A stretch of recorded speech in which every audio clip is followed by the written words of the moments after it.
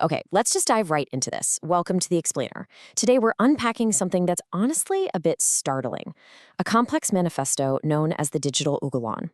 Written by independent researcher and author Nayak, this document makes some pretty incredible connections between modern ecological disasters, ancient history, and deeply rooted systemic inequality. It's a fascinating, highly controversial framework that really forces us to look at modern development through a completely different historical lens.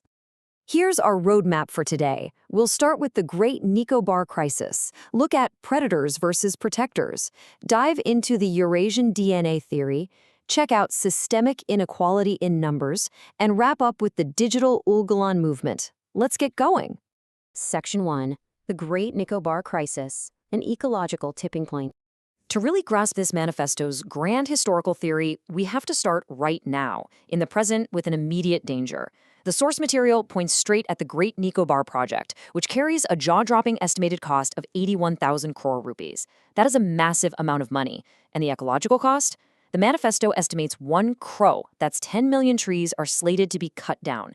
Plus, it directly threatens the breeding grounds of the leatherback sea turtle, literally the largest turtles in the world. But, as we'll see, that environmental destruction is really just the tip of the iceberg here. Because this isn't just about the environment. There's an intensely human cost. The text brings up the Shompen tribe. They are a highly vulnerable indigenous group living right there on the Great Nicobar Island. The manifesto describes this megaproject as, quote, a death sentence for them. Why? Well, forced contact with the outside world brings diseases that their immune systems just simply cannot fight off. So according to the text, they are facing a literal existential threat to their survival.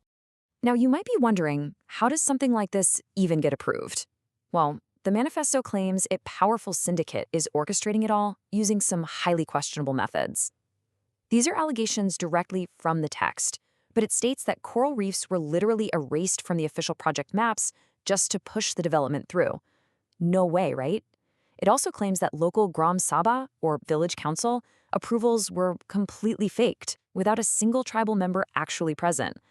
And perhaps the biggest claim?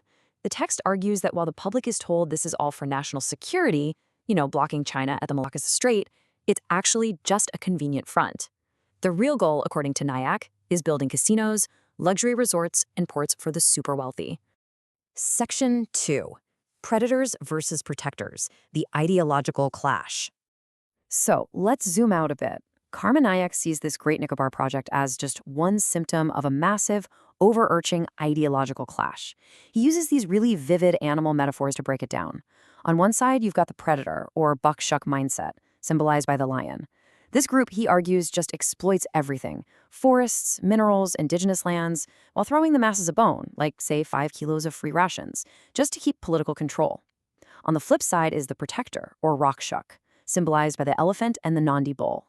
Nayak claims this represents a full 90% of society, a green civilization deeply rooted in agricultural sovereignty, and a concept called BGVAN, where nature itself is the absolute supreme power. Section 3. The Eurasian DNA theory, a historical framework. Okay, this is where things get really fascinating and highly controversial. To explain the root of this predator mindset, the manifesto introduces a sweeping historical timeline. It claims that a migrating Eurasian lineage, what the text calls a tribal looter DNA, has been systematically wiping out indigenous agricultural civilizations basically forever. The theory argues this exact same DNA destroyed the Maya civilization in the west and the Indus Valley civilization in the east. Fast forward to 1947, and Nayak argues that India's independence, it didn't actually bring true freedom to the protectors. Instead, it just created an updated Ghulam Ramraj, basically a modernized system of subjugation. And bringing it all back to today, heading into 2026, he views the Great Nicobar Project as this exact same DNA targeting the very last remnants of ancient indigenous civilization on the islands.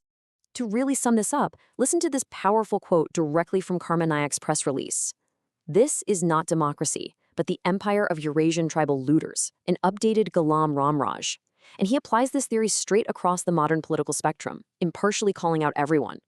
According to his text, it honestly doesn't matter if it's the Congress Party with its quote-unquote pink revolution or the BJP with its Israel fatherland policies.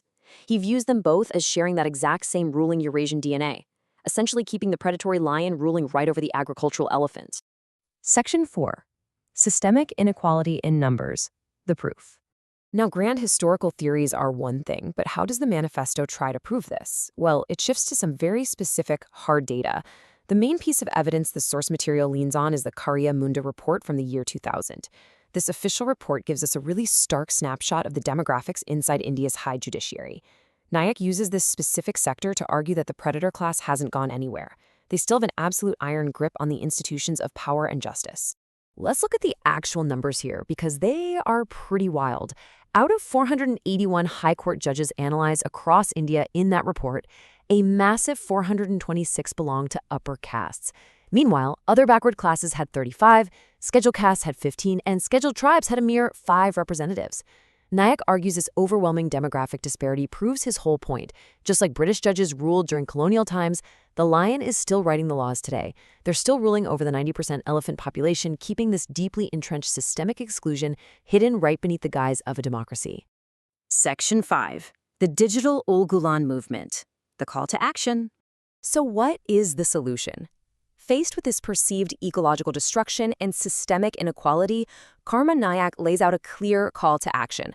Operating out of Haranakpur in Jharkhand, the ultimate goal of his movement is to end this current Kali Yuga era of elite rule and establish a Satya Yuga, a golden age for the 90% protector society. To spread this ideology, the movement is pushing people to read its foundational literature. Specifically, revolutionary books like Kalki 2026, which you can apparently pick up for just 10 rupees at the Haranakpur store. He's also urging supporters to follow the Satya Ki Kaj YouTube channel. That channel serves as the absolute center for this whole digital resistance, what he calls the digital Ul-Gulan. Which brings us to the end and leaves us with one seriously provocative question to chew on from the source material. Is the Great Nicobar Project merely a massive infrastructure development? Or, as Karma Nayak's manifesto so passionately claims, is it literally the final battle in a thousands of years old war against ancient indigenous civilizations? It's a heavy, intense framework for sure, but it definitely forces us to completely rethink the narratives around development, ecology, and who actually holds the power. Thanks so much for hanging out with me for this explainer, and remember, keep digging into the data.